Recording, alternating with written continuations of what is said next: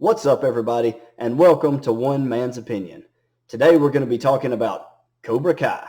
Now, before we get into the video, I do have a few things that I want to share with you. First of all, thank you all so much. I got so much support for my first video that I put up on Unhinged. I couldn't be more grateful. I had several more subscribers, several more views, several more shares than I ever thought I would have. And it was very encouraging, and you don't know how much every one of those things, every little view, every comment, every subscription, it means the world to me and this channel. So thank you. Also, I wanted to set a goal for this video. The last time I checked, my first video was at about 157 views. So I was going to set a view goal for this video, looking for 175 views. If we can do it, guys, let's do it together. Let's try to get this video to 175 views. I'm up to 30 subscribers. I'm hoping that maybe we can get that number to 40. But thank you all so much. Please continue to share the video. That's how I reach new people, and that's really the best way to help me grow the channel, and I can't do it without you. So thank you so much, and thank you for your continued support. On to the video. Cobra Kai. So you can find Cobra Kai on Netflix. It currently has 2 seasons up, and I'm going to be doing a review for both seasons separately. So we'll start with season number 1. Now, if you don't know, Cobra Kai is a spin-off of the original Karate Kid movies. It mostly spins off of the first movie, the one released in 1984,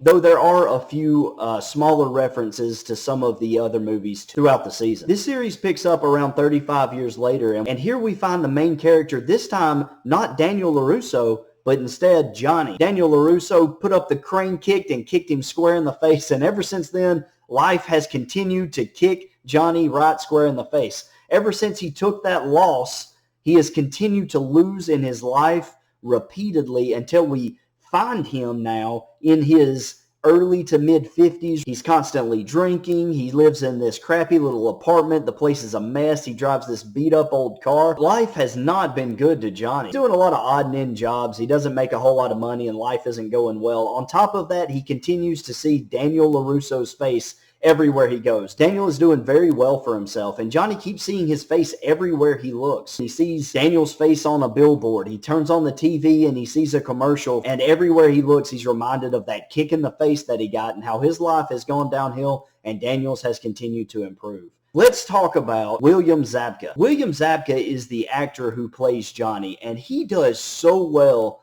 in this role. You wouldn't know that he's had such a long break from acting. Aside from the original Karate Kid movie and then maybe one cameo in How I Met Your Mother, I don't really know of anything else that William Zabka has done. Now, he might have had other roles in other movies, but nothing major that I'm aware of. So you would think that coming into this, he might be a little bit rusty, but let me tell you, he does a heck of a job. He really dives into this role. He gives it his all. You believe everything that he's going through. You believe that his life has been terrible, and you really find yourself rooting for the guy. You can't help but go for the underdog in this circumstance, and he is certainly an underdog. The writing of this show, I know I talked about writing a lot in my last review. You're going to hear some more of it this time because the writing of this show is so good. They do a brilliant job setting up everything from Johnny's point of view. The first movie, Karate Kid, was set up from Daniel's point of view.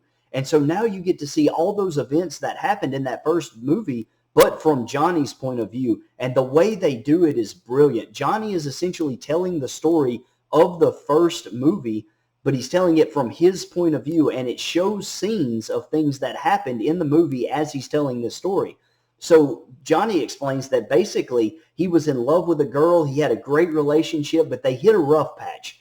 And right about that time they hit a rough patch, this new kid named Daniel moves in from out of town and starts hitting on his girlfriend. Well, Johnny doesn't like that so much. So he ends up in a fight with the guy, and he says he wins the fight. He teaches him a lesson, and he thinks that it's all over from there. He doesn't think he'll have to really deal with Daniel any after that. Then later, he's at a Halloween party, and Daniel comes out of nowhere and dumps a bucket of water on his head. They end up in a fight out in the parking lot over it, and an old man comes out of nowhere and beats him up and beats his friends up, you know, and he's talking about all these things that he went through that you never really thought about from his point of view, how messed up that probably seemed. Rounds it all off with the kick to the face at the end of the tournament, which was illegal, by the way. So he really did have it rough, and you really look at it from his point of view, you really start to feel for the guy. Now let's talk about Daniel a little bit. Daniel LaRusso in this series has done nothing but win since he won that tournament. Of course, there were a few other movies after that that followed his life for a short time, but since then he got married, not to the girl he was dating in the original movie, but to another woman. He has a daughter. He has a big house. Oh, he has a son as well. I forget. The son doesn't, you don't see the son a whole lot. He's kind of a typical kid, always on his phone, and he's always playing video games. He's a smart aleck. He eats too much. The kid sucks. But he does have a daughter that matters, and he has a wife, a beautiful house, got his own business. He's been very successful. He's the #1 auto dealer in the area. And so Daniel has done really well. And then, of course, he hears that Cobra Kai is making a comeback. That's what really sets off all the drama in this series, is when Johnny decides to reopen Cobra Kai. Listen, I'm not going to get into too many more spoilers for season 1. Go watch it yourself. Let me just say that season 1, it has it all. From the writing, you get humor, you get moments that tug on your heartstrings, you feel for characters that you wouldn't think that you would feel for having watched the original Karate Kid. Every single episode you watch leaves you ready for the next one. You don't want to turn it off. You don't want to move on to something else. You want to see what happens next. And that's something else. It's only a 10-episode season, and it's also only about 25 minutes to 30 minutes an episode. So you never really feel like you got enough. You're always hungry for the next episode. I've got to tell you, it's one of the best series I've seen in a while. And look, I'm going to give it a score in just a minute, and you're going to say, that's awfully high. Listen, if you compare this to like a Breaking Bad, you're going to say, oh, the drama, the tension, it's not there. It's not the same as Breaking Bad.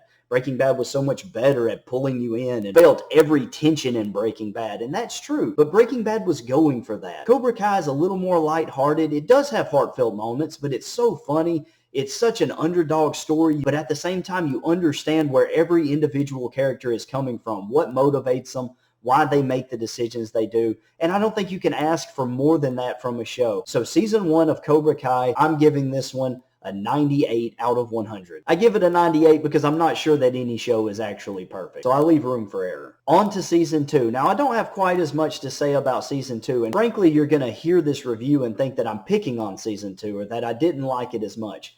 And while that is partially true, I don't think it was quite as good as season 1. Season 2 is still very good. But to contrast it from season 1, I will be nitpicking a little bit. For example, I think that the writing declines just a little. The drama doesn't seem as pure. It does feel just a little bit more manufactured. There are a few moments where you think, well, if this character would just say this to the other character in this moment, like a normal person probably would in real life, it would resolve a lot of the issues that the characters are going through at this time. That sometimes happens in shows, and the longer a show goes, the more you see that, because drama has to continue in a TV show for it to exist. If everything was happy and everything was perfect all the time, you wouldn't want to tune into that. It would be boring. So I give it a little bit of a pass, and it's not that egregious, but it does have a few moments like that. I will say it didn't quite grab me as much as the first season, but toward the end of the second season, it did really start to pick up, and there were some very interesting moments. I'll give you an example. At the very last episode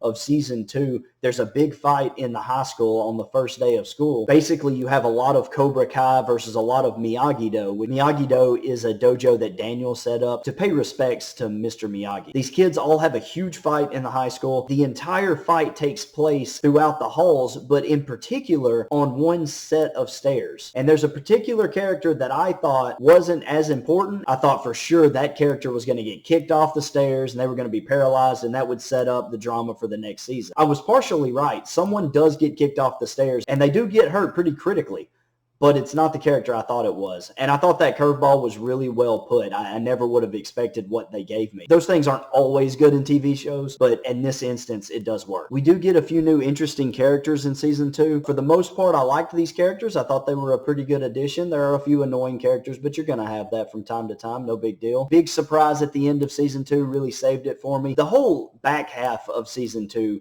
to me was better than the front half. You got to see Daniel and Johnny kind of come together a few times and talk over drinks. And while they don't build a friendship, they do sort of tease that there could be a friendship maybe somewhere in the future. But every time Johnny looks like he's about to forge some sort of friendship and find the right path, something always gets in the way. Listen, season 2 was really good. It's still an awesome show. It wasn't quite as good as season 1, but I give season 2 an 89 out of 100. Just not quite an A. Still really good, though. I'm still super psyched to see season 3. It's coming in 2021. Okay, everybody, have you seen Cobra Kai? If so, what did you think about it? Be sure to let me know. Tell me down in the comments. Leave something. If you haven't seen it, make sure you go check it out. Listen, I know we still got coronavirus to worry about. Some people are still afraid to go out there and sit down in a movie theater. The beauty of Netflix is that you can sit at home, you can watch your shows, you can watch your movies. Take some time, sit down. It's not a very long series. It won't take up much of your time. I guarantee you'll enjoy it. Even if you're not a fan of the original Karate Kid movie, I'm pretty sure you're still going to like this. It's really got something in there for everybody. Thank you all again for watching. Please continue to comment, send me messages. Be sure to go down in the comments. Let me know other movies, TV series, different things that you'd like for me to react to. I'd be more than happy to do them when I can get to them. I won't be able to get to everyone's suggestions, but I do appreciate any and all suggestions that I get. More than anything, please continue to share it on Facebook, on Instagram, Twitter, wherever you're at, whatever you do. That's going to be the best way to grow my channel. And hey, if you didn't agree with what I had to say or you didn't like what you heard, don't get mad. Remember, it's just one man's opinion. Thanks.